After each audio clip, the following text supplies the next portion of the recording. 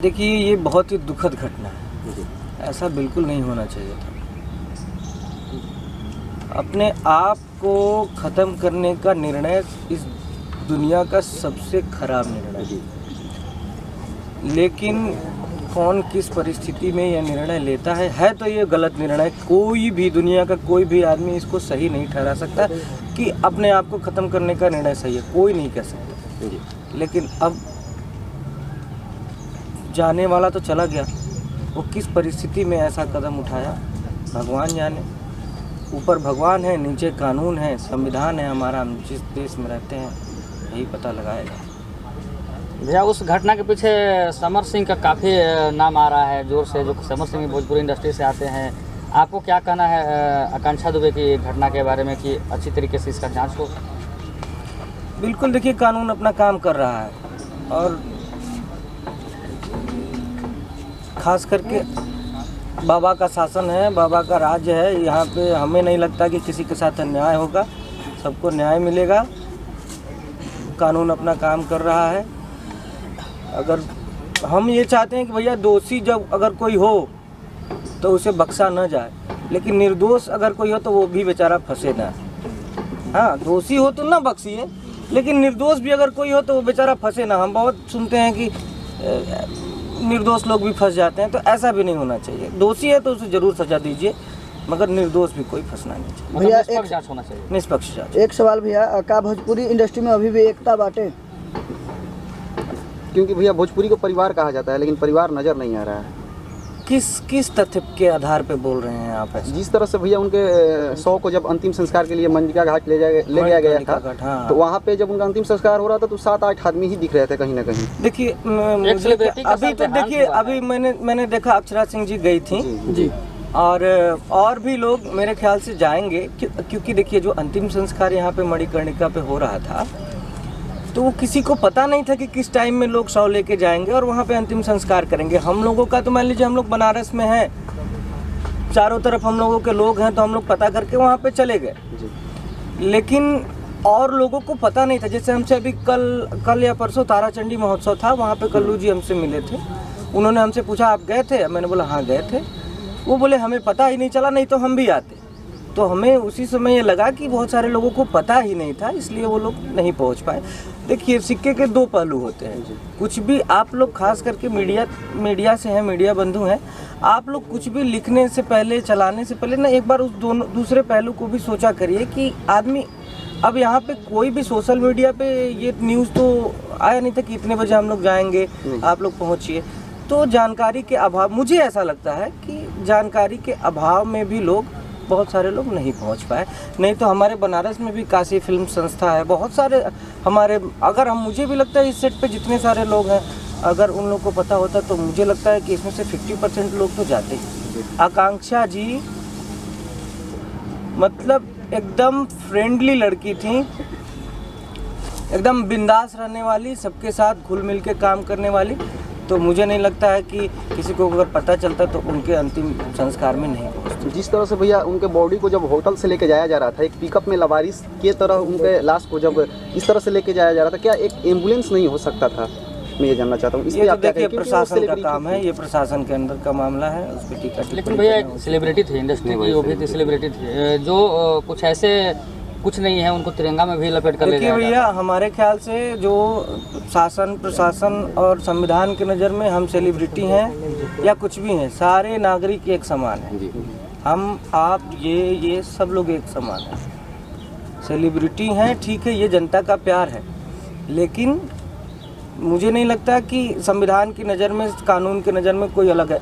जो अगर मैं सेलिब्रिटी हूँ, मैं कोई अगर गुनाह कर दिया और वही गुनाह आप सेम किए, तो सेम सज़ा हमारे लिए भी है और सेम सज़ा आपके लिए भी। हमारे आपके में कोई अंतर नहीं है। भैया, एक बहुत छोटा सा सवाल रहेगा आपसे। श्रीदेवी कुछ दिन पहले डेट करती हैं, जो कि हिंदी इंडस्ट्री से आती है, वो भी दारू पीकर मर गई थी।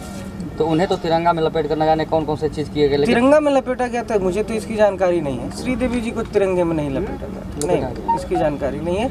और वो दुबई में शायद उनका देहांत हुआ था। उनके पिताजी का भी अभी आर्थिक स्थिति सही नहीं है, लीवर भी पिताजी का डैमेज है और उस घर का काफ़ी स्थिति अभी खराब है, आर्थिक स्थिति। उसको लेकर भोजपुरी इंडस्ट्री से आप लोग मदद करेंगे उनका? हम लोग कल ही बात कर रहे थे, हमारे बड़े भाई हैं प्रिंस पांडे जी, उनके साथ हम लोग बैठ के बात कर रहे थे कि अगर ऐसी कोई बात आती है कि आर्थिक सहायता उस परिवार को ज़रूरत महसूस होती है तो हम लोग ज़रूर उस परिवार के साथ खड़े रहेंगे किसी भी परिस्थिति में आर्थिक सहायता देने के लिए। अगर कोई भी बात हो तो हम लोग रेडी हैं। आकांक्षा दुबे जी का माता जी का आरोप है कि भोजपुरी इंडस्ट्री एकता की बात करती है, परंतु उनकी एकता अभी दिख नहीं रही है, नज़र नहीं आ रही है। अब देखिए, इसके बारे में मैंने बताया, एकता तो है भोजपुरी इंडस्ट्री में, क्यों नहीं एकता है। हम लोग एक परिवार के हैं और ज़्यादातर भोजपुरी इंडस्ट्री में काम करने वाले लोग या तो उत्तर प्रदेश से हैं या तो बिहार से हैं। और आप समझिए कि बोली एक है हमारी, बोली एक है। अगर आप देश से बाहर जाते हैं एक तरीके के बोलते हैं, अरे यार अगर आप देश से बाहर चले गए दुबई, दोहा, कतर या मलेशिया या जो भी है, लंदन वगैरह, तो अगर आपको कोई आदमी भोजपुरी बोलता है दिख जाएगा, अरे यार तू तो हमारे और के बड़ा हम, तो ये एकता होती है। तो हम लोग तो भोजपुरी साथ में बोलते हैं, भोजपुरी इंडस्ट्री में कार्य करते हैं। आज सबका घर चल रहा है भोजपुरी इंडस्ट्री की बदौलत, तो एक परिवार तो हम लोग हुए ही। अब ये है कि किस बात पे किसका मत मिलता है। अगर हमारा आपसे मत नहीं मिल रहा है तो ज़बरदस्ती तो नहीं मिला सकते ना। कौन किस मत का है, कौन क्या सोचता है, इस पे अपना सोच आदमी दूसरे पे थोप नहीं सकता है। हमारे भोजपुरी इंडस्ट्री में अभी 3 सांसद हैं, किन्हीं का अभी कोई बयान नहीं आया है अक्षर दुबे का भी। किस मामले में? आकांक्षा दुबे में उनकी मां के का नाम था कि 3 सांसद है, वो भी भोजपुरी कलाकार हैं। दिनेश लाल यादव और रवि किशन जी और मनोज तिवारी, लेकिन उनका किन्हीं का बयान नहीं आया अभी तक। किस मामले में? इस मामले में क्या मतलब? मां का आरोप है कि भोजपुरी से 3 सांसद है जी, कोई आवाज नहीं उठा रहा है।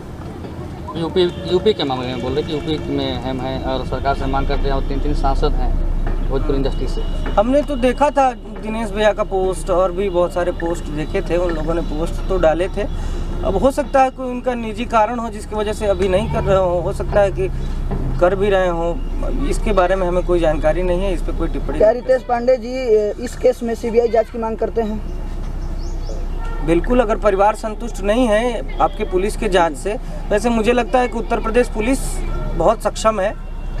अगर आप उत्तर प्रदेश की पुलिस के जांच से और कार्यवाही से संतुष्ट नहीं है तो ठीक है, हम लोग सीबीआई जांच की मांग करते हैं। आपको क्या लगता है किस कारणवश आकांक्षा दुबे जी ने सुसाइड किया होगा? क्योंकि उनके पास शोहरत थी, दौलत भी था, फैन फॉलोइंग था, सब चीज़ मौजूद था। आपको क्या लगता है क्या कारण हो सकता है कि एक स्टार? मैं पहले ही बोला कि जाने वाला तो चला गया, उसके मन में क्या था वो उसके साथ चला गया। अब हम अपने क्या कयास लगाएं? ये कयास लगाना गलत होगा, क्योंकि ये सबसे बड़ा डिसीजन है ना, अपने आप को ख़त्म करना सबसे बड़ा डिसीजन है। तो इसको लेने के पीछे क्या मानसिकता रही होगी, कितनी पीड़ा रही होगी, हम आप कह के इसको समझा नहीं सकते, बोल नहीं सकते। भैया, आने वाले जनरेशन के लिए आप क्या कहेंगे कि ऐसा कदम ना उठाए? हम आने वाले जनरेशन के लिए यही कहेंगे, भैया ये जीवन बहुत अनमोल है जी, बड़ा भाग मानुष तन पावा, बहुत अनमोल है जीवन। आप सब कुछ कर लीजिए, इसे ख़त्म ना करिए। आपको नहीं मन लग रहा है इस सांसारिक जीवन में, त्यागिए ये सब, भगवा पहनिए, मटकी उठाइए, जाइए हिमालय में तपस्या करिए, धर्म की सेवा करिए। चाहे आप जिस धर्म से आते हो उस धर्म की सेवा करिए, धर्म का प्रचार करिए, धर्म के लिए जीवन अपना दे दीजिए, प्रभु को समर्पित कर दीजिए, लेकिन उसको ख़त्म ना करिए। ख़त्म करेंगे, ख़त्म करने से क्या, आपसे जुड़े लोग कम से कम, जिस किसी के ऐसा ख्याल तो पहली बात आना नहीं चाहिए। आने वाले जनरेशन की आपने बात किया, तो अगर आए भी तो अपने माँ का, बाप का, अपने परिवार का मुंह देखें, और अपने आप को ख़त्म करने से अच्छा है कि ये सांसारिक जीवन छोड़ के कहीं और चले जाएं। कम से कम परिवार वालों को और आसपास के लोगों को संतुष्टि तो रहेगी कि ठीक है, धर्म के काम के लिए गया है, अच्छा कार्य कर रहा है।